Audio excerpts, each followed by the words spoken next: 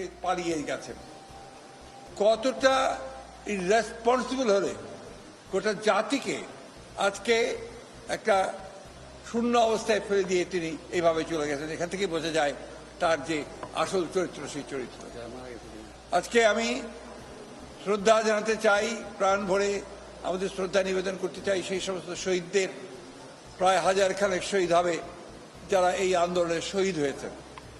আমি আবারও আমার শ্রদ্ধা, আমার অভিবাদন, শুভেচ্ছা জানাতে চাই আমাদের বীর সেনানীদেরকে, এই ছাত্রদেরকে যারা আজকে এই অসম্ভবকে সম্ভব করেছেন। আপনারা জানেন যে দীর্ঘ প্রায় 16 বছর আমরা এই স্বৈরাচারী সরকারের বিরুদ্ধে সংগ্রাম করছি, লড়াই করছি। ইতিমধ্যে তারা আমাদের দেশনেত্রী বেগম খালেদা জিয়া, আমাদের চেয়ারপারসন, তাকে অন্যায়ভাবে সাজা দিয়ে তাকে কারাগারে পাঠিয়েছে। আমাদের হাজার হাজার নেতাকর্মীকে তারা অন্যায়ভাবে সাজা দিয়ে জেলে দিয়েছে। আমাদের প্রায় 60 লক্ষ মানুষের বিরুদ্ধে তারা মিথ্যা মামলা দিয়েছে এবং অকথ্য নির্যাতন নিপীড়ন চালিয়েছে এই হাসিনার সরকারের যারা দায়িত্বপ্রাপ্ত ছিলেন বিভিন্ন বিভাগে। আজকে অর্থনীতিকে ধ্বংসপ্রাপ্ত করেছে, রাজনীতিকে ধ্বংস করেছে, সব মিলিয়ে দেশকে তারা ধ্বংস করে দিয়ে চলে গেছে। আল্লাহর কাছে অশেষ শুকরিয়া আদায় করি যে আল্লাহর অশেষ রহমতে আজকে এই ভয়াবহ দানবের হাত থেকে জাতি, দেশ আজকে মুক্তি পেল। আজকে আমি ধন্যবাদ জানাতে চাই দেশপ্রেমিক সেনাবাহিনীকে যে তারা আজকে উপযুক্ত সময়ে পদক্ষেপ নিয়েছেন। পদক্ষেপ নিয়ে তারা আজকে এই আমাদেরকে সমস্ত রাজনৈতিক দলগুলোকে তারা আজকে এখানে ডেকে নিয়ে এসেছিলেন আলোচনা করার জন্য। তারা যারা আন্দোলনের মূল নেতা, ছাত্র নেতা, সমন্বয়, তাদের সঙ্গে কথা বলছেন, কথা বলে নিয়ে এসেছেন। তারা রাষ্ট্রপতির সঙ্গে আজকে কথা বলে কতগুলো মৌলিক বিষয়ে সিদ্ধান্ত হয়েছে।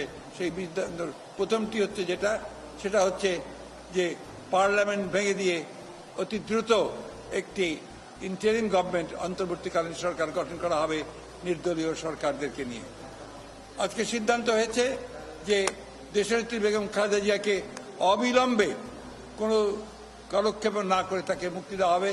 সেই সঙ্গে মুক্তি দেওয়া হবে সেই সমস্ত নেতা কর্মী, ছাত্র নেতা যাদেরকে অন্যায়ভাবে গত 1 জুলাই থেকে বন্দি করে রাখা হয়েছে, তাদের সকলকে মুক্তি দেওয়া হবে। রাজনৈতিক কারণে যাদেরকে বন্দি করে রাখা হয়েছে মুক্তি দেওয়া হবে সেই সমস্ত মানুষদেরকে যারা অন্যায়ভাবে কারাগারে আটক হয়ে রয়েছে। সিদ্ধান্ত হয়েছে যে এখন এই হাসিনার পালিয়ে যাওয়া পদত্যাগের পরে যে অবস্থা সৃষ্টি হয়েছে, সেই অবস্থা, বিশেষ করে আইন শৃঙ্খলা পরিস্থিতি যে অবস্থা সৃষ্টি হয়েছে, এই আইন শৃঙ্খলা পরিস্থিতিকে নিয়ন্ত্রণে আনার জন্য সমস্ত রাজনৈতিক দলগুলো তারা কাজ করবেন, ছাত্র নেতারা কাজ করবেন, ছাত্ররা কাজ করবেন। আমি আজকে আপনাদের মাধ্যমে এই আবেদন জানাতে চাই সমগ্র দেশবাসীকে যে আসুন, আমরা একটা বড় বিজয়, বড় সাফল্য অর্জন করেছি। সেই সাফল্যকে ধরে রাখতে আমরা যেন আবার সেটাকে অন্যদিকে প্রবাহিত না হয়, সেই জন্য নিজেরা সংযমের পরিচয় দেই। ক্রোধ, ঘৃণা বা প্রতিশোধের বশবর্তী হয়ে আমরা যেন কাউকে আক্রমণ না করি, কোনো প্রতিষ্ঠানের ক্ষতি না করি। বিশেষ করে আমাদের যে সমস্ত বন্ধুরা, ভাইয়েরা আমাদের সঙ্গে আছেন, আমাদের ধর্মীয়ভাবে তারা যা সংখ্যালঘু, তাদের উপরে কোনো যেন আক্রমণ না হয়, তাদেরকে প্রোটেক্ট করা, তাদেরকে রক্ষা করা কিন্তু আমাদের পবিত্র দায়িত্ব।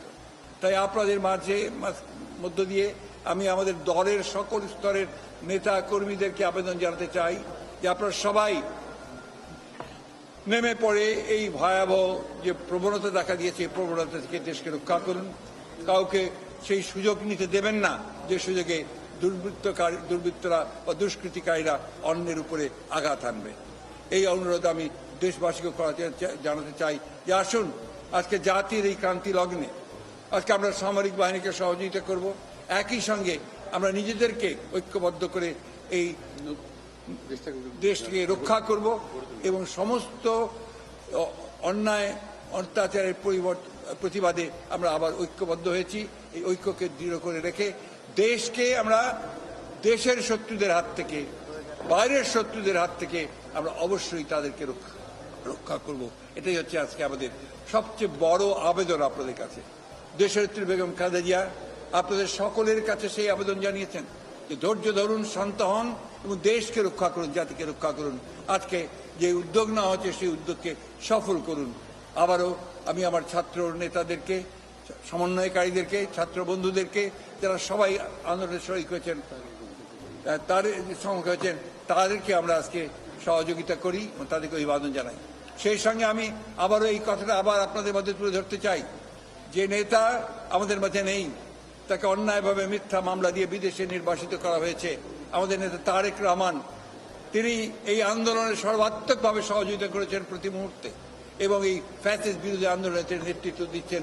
তাকেও অবিলম্বে দেশে ফিরিয়ে নিয়ে আসার জন্য আমরা সব রকম ব্যবস্থা গ্রহণ করেছি। ইনশাআল্লাহ সেটা আমরা সফল হব। আপনারা সবাই ধৈর্য ধরুন, শান্ত থাকবেন। আপনারা সবাই ভালো থাকুন, সুস্থ থাকুন।